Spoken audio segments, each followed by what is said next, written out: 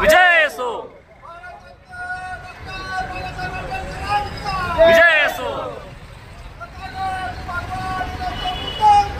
विजय असो.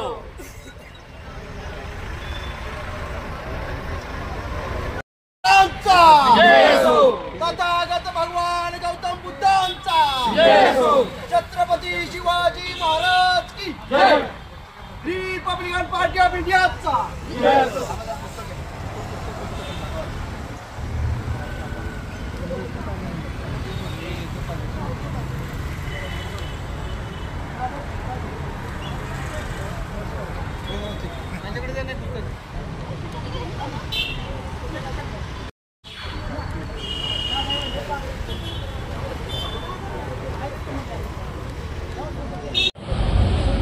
डिसेंबर 1956 साली डॉक्टर बाबासाहेब आंबेडकरांचं महापरिनिर्वाण झालं. खऱ्या अर्थानं संपूर्ण भारत देशावरती दुःखाचा डोंगर कोसळला आणि सर्व दलित जनतेचा बाप हरवला.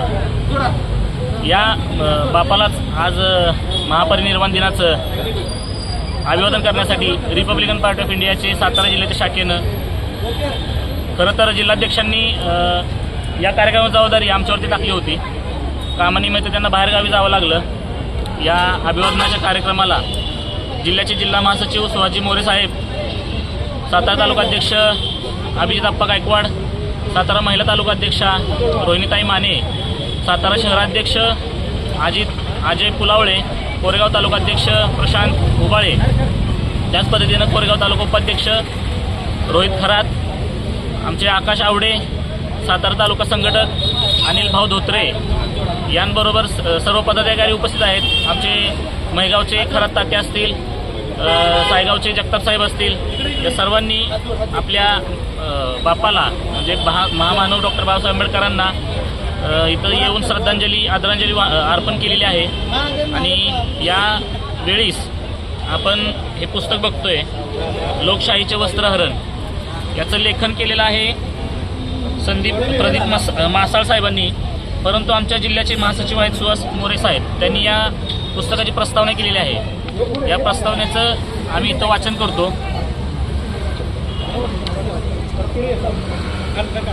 छत्रपती शिवाजी महाराजांची शिकवण, शाहू फुले आंबेडकर यांनी घालून दिलेला लोकशाहीचा वारसा जपून सर्वसामान्य शेतकरी, वंचित बहुजन कष्टकरी समाजासाठी मतदानाच्या माध्यमातून क्रांती घडवण्याची संधी दर 5 वर्षातून येत असते.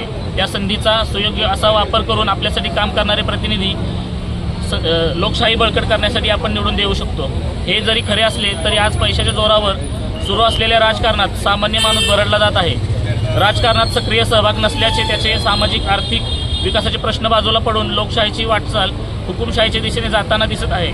आपले स्वातंत्र्य अबाधित राहिलेच तर आपल्याला आवश्यक अशी शाश्वत प्रगती, शाश्वत विकास, शाश्वत शैक्षणिक, आर्थिक, राजकीय, सामाजिक विकास असा समाज म्हणून करू शकतो.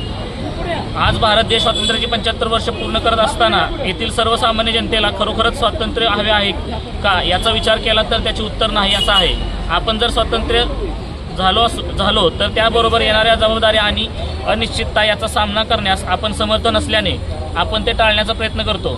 त्यामुळे व्यक्तिमत्वाचा विसर होऊन आपण आपले स्वातंत्र्य हे समाजातील प्रस्थापितांच्या राजकारणाच्या पायी समर्पित करतो. त्याबद्दल आपल्याला अजिबात कमीपणा वाटत नाही.